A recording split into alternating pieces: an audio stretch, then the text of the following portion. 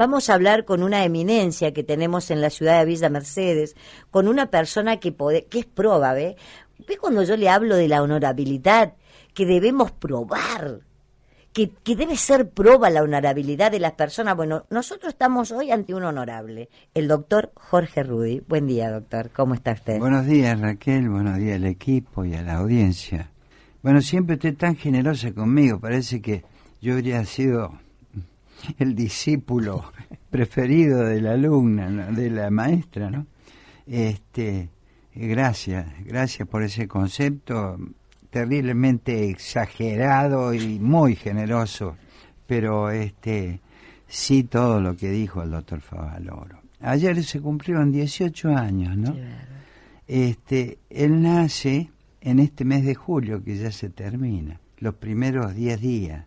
Los 10 en Favaloro, en el doctor Favaloro, René Jerónimo Favaloro. Nace en el siglo pasado, en el año 23, en el 1923. Entonces, este hombre estuvo signado por los 10, ¿no? Más allá del 10 multiplicado por 100 en el ejercicio específico, lo que él logró. Él nace en un barrio muy humilde, hijo, fíjense qué historia un poco parecida a alguien, hijo de un carpintero, un gran y eminente cirujano general argentino, desde la década del 50, por allí en adelante, el cirujano, el doctor Christman. Yo tuve los 2 primeros tomos que él sacó de la obra, de toda su experiencia en la cirugía. Lo marca con los 10. ¿Por qué? Nace en un barrio muy humilde, hijo de ese carpintero y de una madre modista, en un barrio humildísimo de La Plata, que era el barrio El Mondongo. ¿Por qué El Mondongo? Porque vivían en ese sector todos empleados de frigorífico, ¿no? Entonces le habían puesto simpáticamente y un poco aludiendo al oficio de todos los días, El Mondongo, ¿no? Pero a una cuadra de un hospital policlínico que se llama, que atendía a toda la barriada más humilde de un gran sector de La Plata, ¿no? A una cuadra, y que iba a ser muy marcado eso. Él tenía, desde los 4 añitos, comenta su biografía, un interés especial por ser médico, ya desde los 4 años.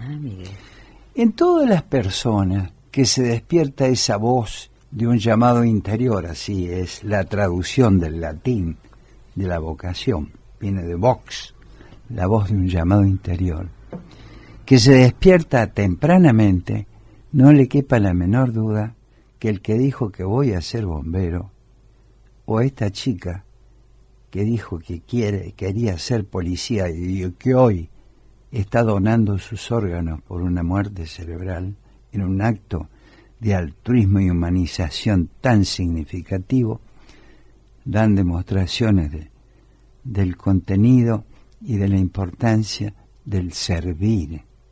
Uno de los actos más significativos del ser humano, ¿no? Así es.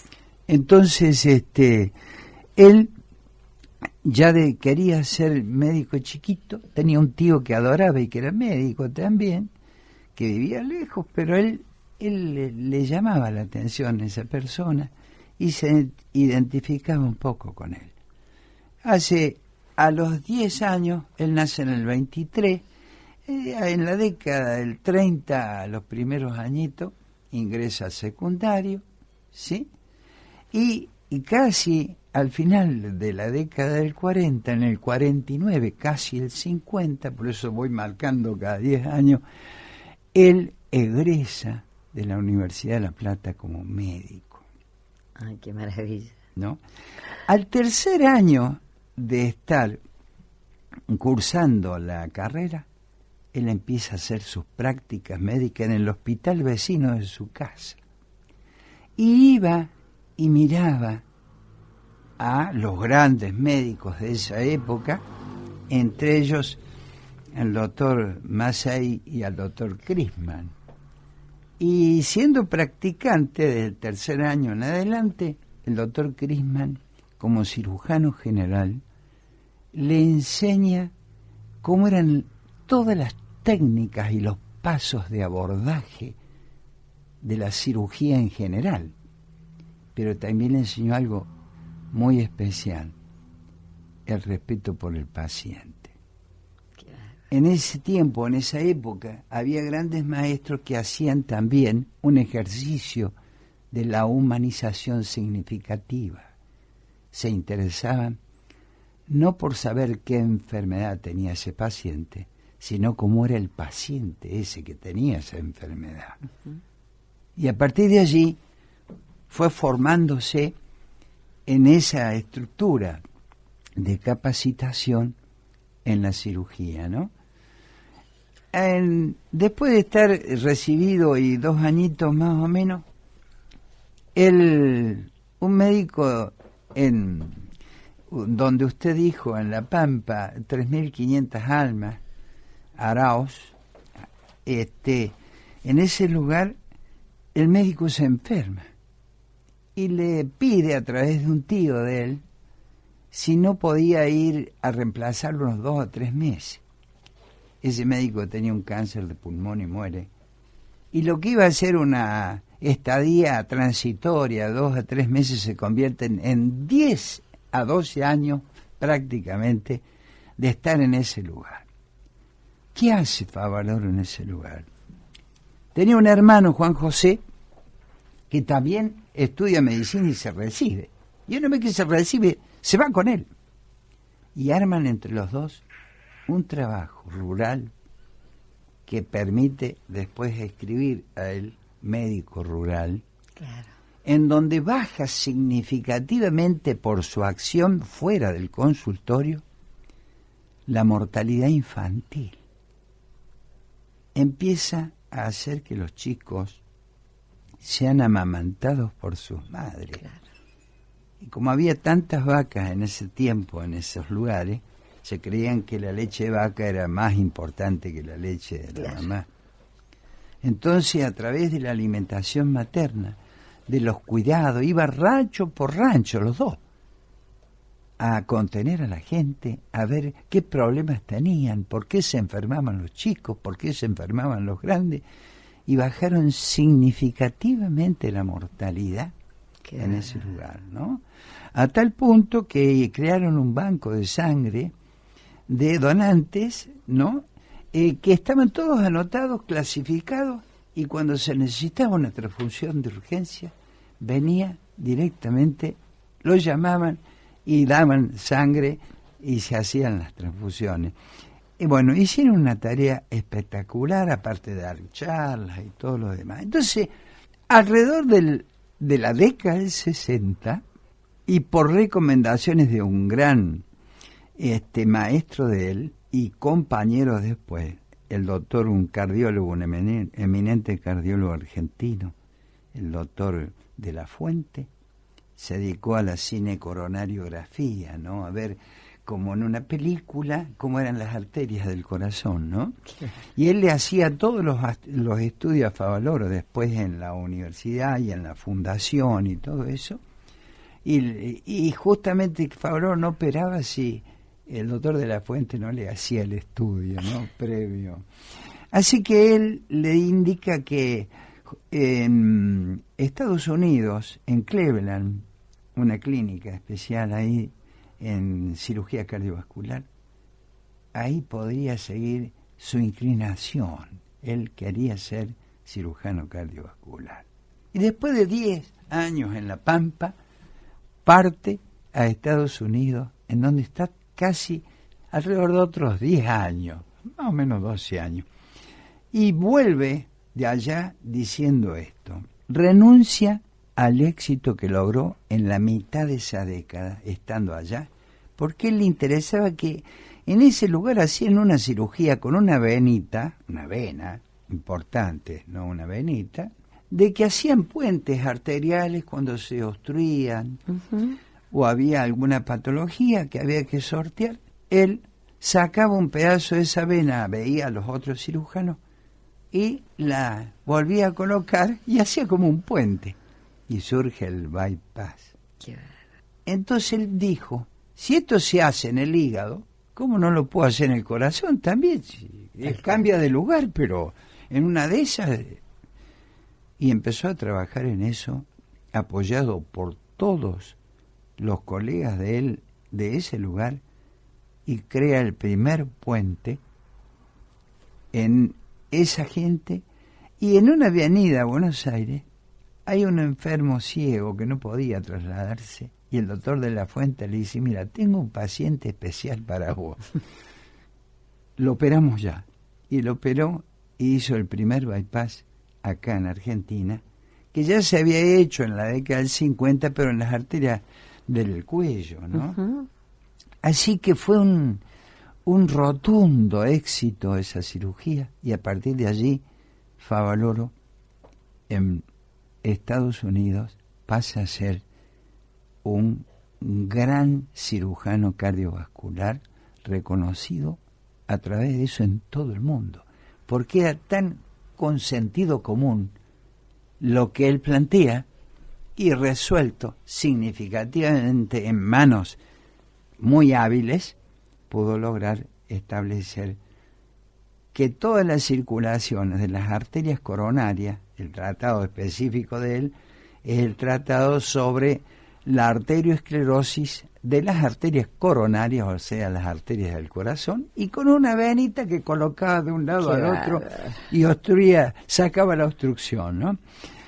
¿Qué pasa con eso? Viene a Buenos Aires él, y en la década del 70 él abre su fundación, y que empieza como se debe empezar los que quieren llegar a conocimientos profundos. Funda primero un laboratorio de estudio, de ciencia, en donde va calificando todos los progresos que logra desde la investigación. Eso toma un nombre que es la fundación de él, con el nombre de él, pero no puesto por él, sino por el doctor de la Fuente, el cardiólogo, que lo acompañaba. Hasta esa humildad tuvo, ¿no? Entonces, finalmente termina todo en un proceso de estudio, de preparación.